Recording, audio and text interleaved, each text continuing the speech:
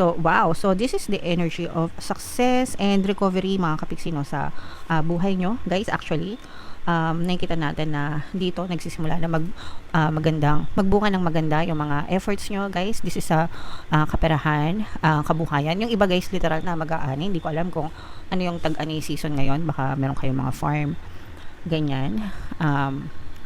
Yung mga investment nyo, mag-aani na yan. Mag-aani na siya, guys, magre-return of investment na. Ibig sabihin, mababawi nyo na yung mga puhunan nyo and kikita na kayo, makaka-recover kayo, mga kapiksi.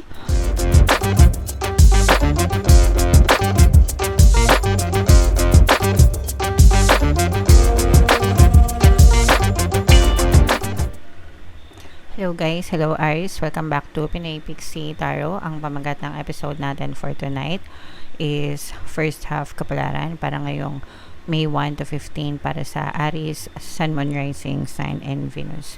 So, unahin natin tong deck na to mga kapiksi. Tingnan natin yung mga mensahe sa inyo or yung mga paparating sa inyo guys ngayong May 1 to 15. So, meron tayong merit making mga kapiksi, mask, and meron din tayong schedule energy. So, unahin natin tong negative guys. Ito'y false mask, pretension, mga kapiksi, deception, pretending, no? Sa paligid mo. So, kailangan mong, kung ma-filter mo sila, di ba? Mas mabuti. Kung hindi naman, kailangan mo mag-ingat. Ibig sabihin nito guys, may mga manloloko sa paligid mo. Mga kapiksi, pretending to be kind, pretending to be good, yung mga ganun guys, no? Pero meron silang hindi magandang intention towards you guys. So, always be careful sa mga taong pinagkakatiwalaan nyo para hindi kayo mabiktima ng mga panloloko, pangi-scam ng ibang tao. Hindi kayo malinlang, hindi kayo maabuso. Mag-ingat kayo mga kapiksi. Okay? Alright. On the good side naman, mga kapiksi, no, ito'y good intentions, merit making, charity, goodness, mga kapiksi, kung may chance tayo, no, palagi natin gawin. Hindi naman ito seasonal guys, no, sa tuwing may pagkakataon, dapat ginagawa natin to. Kasi para tayong nagde-deposito nito guys, sa ating karma bank, no, yung palagi kong sinasabi sa inyo, every time na gumagawa kayo ng mabuting intention, your parang naglalagay kayo ng savings account sa bangko, parang ganun, de-deposit yan. So parang nagde-deposit kayo sa karma bank nyo mga kapiksi. And dadating yung time na malaki yung may ipon nyo sa karma nyo and ibabalik yan sa inyo ni universe as rewards, okay? Pero more than rewards mga kapiksi, iba pa rin talaga yung nakatulong kayo sa kapwa nyo. So make sure na you always do good intentions mga kapiksi, okay? Alright, and then time management mga kapiksi, not necessarily time management, but you have to manage yourself to do tasks within a given time. Hindi kasi ako naniniwala sa time management guys, kasi pare-parehas tayo na binigyan ng 24/7, no? 24 hours in a day. Ang kailangan mong i-manage is yung sarili mo to do tasks on a given time, okay? So, hindi yung time yung minamanage mo. Ang minamanage mo dapat is yung sarili mo, mga kapiksi, para magawa nyo yung mga tasks on a given time frame. So, make sure na schedule nyo ng maayos, no? Yung mga kailangan nyong ayusin, i-priority. Huwag natin sayangin yung oras guys, time is gold, no? Kasi ibig sabihin ng time is gold, kapag lumagpas na yung oras, hindi na natin yan pwedeng ibalik. So, sayang, di ba?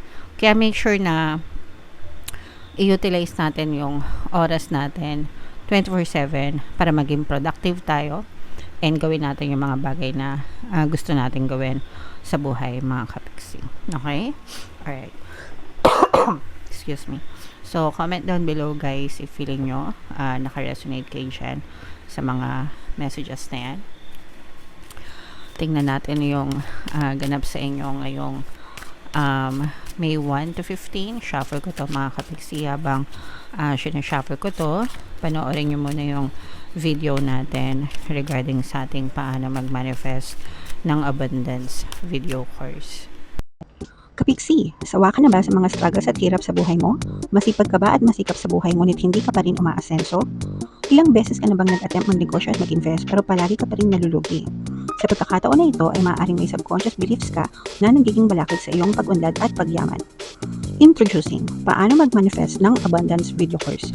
Dito ay matututunan mong ma-overcome ang mga balakid mo para tuluyan ka ng umunlad, umasenso, sumagana, maging matagumpay, successful at maswerte sa iyong kabuhayan, pera, trabaho, negosyo sa lapi at kaperahan ng bonggang-bongga. Dali, mag-send na ng email sa pinoypixie@gmail.com at simulan na ang iyong pagyaman ngayon. Alright, so sa lahat ng gusto mag-avail ng course guys, naka-flash sa screen nyo. Una, meron tayong paano mag-manifest ng abundance video course. Meron din tayong paano mawala ang third party at magkaroon ng harmonious na relationship. And meron din tayong paano pabalikin si ex, revise breakup. So sa mga interesado guys, mag-send lang kayo ng email sa pinoypixie@gmail.com. So, Aries guys, kayo ay represent ng Queen of Wands sa ating spread. Meron din tayo guys ditong presence ng water sign, Cancer, Pisces, Scorpio. For some of you, maaring may water element kayo sa inyong natal chart or you may be dealing with another water sign, mga kapiksi.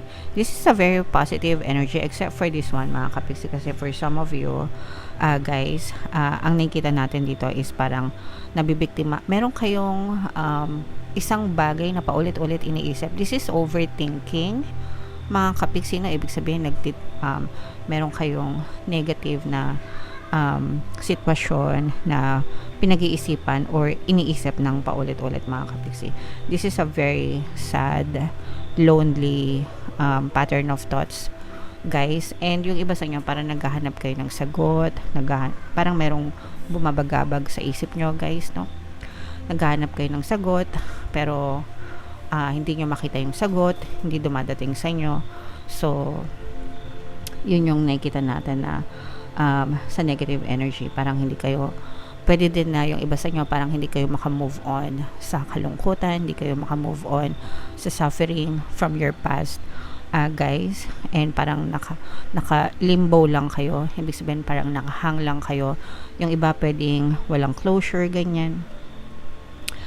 Pwedeng may inaantay kayo, let's say for example mga ex-partner, ganyan, na parang walang closure, nakalimbo kayo, naghahanap kayo ng sagot or nag-aantay kayo ng sagot sa kanya, ba't kayo iniwan, mga ganun. So this is about not being able to let go and move on. So medyo nagsasuffer pa kayo dyan, mga kapiksi. So kailangan dito magkaroon ng acceptance and forgiveness, mga kapiksi, kung ano man yung sitwasyon na pinagdadaanan nyo, para maka-move on kayo, para maka-usad-usad yung inyong kabuhayan guys, okay? Pero nakikita naman natin na nag-heal kayo paunti-unti, and ibig sabihin hindi pa kayo completely naka-move on, pero you're trying your best para mag-heal, para maka-move on. So okay lang yan guys, it's a process, hindi siya minamadali. So sa channel natin guys, meron tayong Ho'oponopono and Self-Love Subliminal. Pwede nyo pakinggan yun para makatulong sa inyo, mga kapiksi. Yung iba sa inyo guys, nakaka-recover na rin kayo kung meron kayong mga health problems, mga kapiksi. Pero pagdating sa kalusugan guys, wag nyong i-take for granted, no? Magkonsulta kayo sa mga doktor, manggagamot, okay? Para mabigyan kayo ng karampatang lunas, mga kapiksi. And nakikita natin yung iba sa inyo guys, parang meron kayong bagong opportunity, more on business.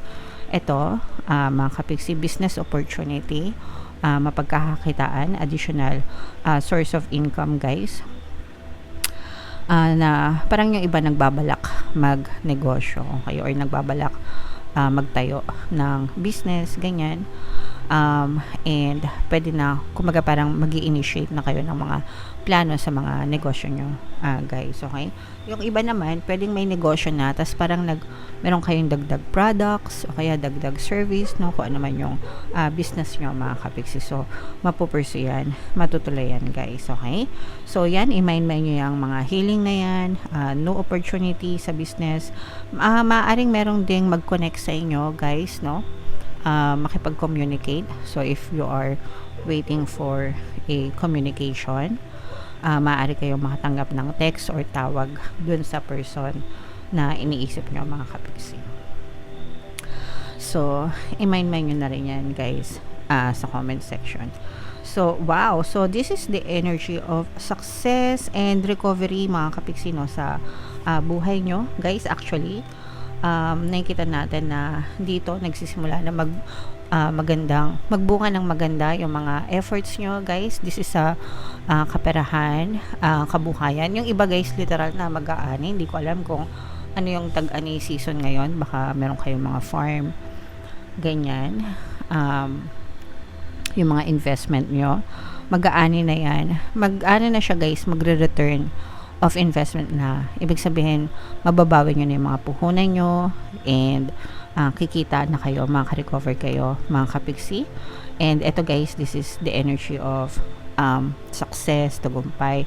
So, ibig sabihin, nagkakaroon ng unti-unting paggalaw, movement sa buhay mo, nagkakaroon ka rin ng magandang direksyon sa kabuhayan mo, mga kapiksi. So, dati, tiis-tiis, ano ba yun? Yung kapag maiksi ang kumot, matutong mamaluktot. So, dati na mamaluktot ka, ngayon, medyo makakainat-inat ka na ng konti, mga kapiksi. Ibig sabihin, gumiginhawa na yung buhay mo, guys, okay? And for some of you, if meron kayong mga travel plans, mga kapiksi, maaari ding matuloy yung mga travel nyo ngayong season na to, guys. Maraming nagta-travel pagka summer, so enjoy nyo lang, mga kapiksi, okay?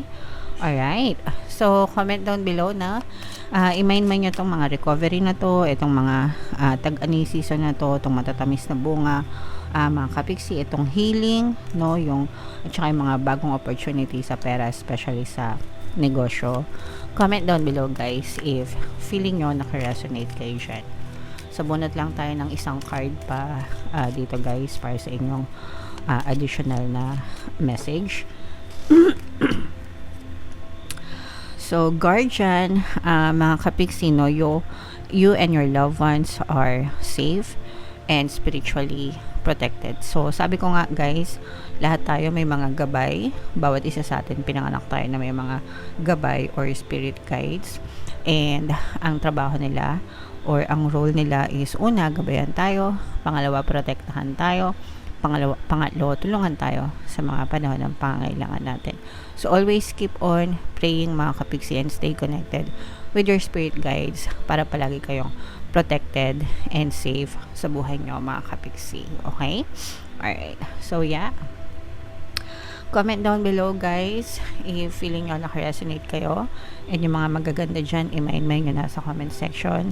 For more tarot readings, guys, ito yung playlist nyo. Ito naman yung ating success stories ng paano mag-manifest ng abundance video course.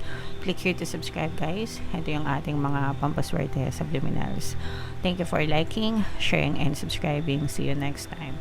I love you all, mga kapiksi. Have a nice day. Bye-bye.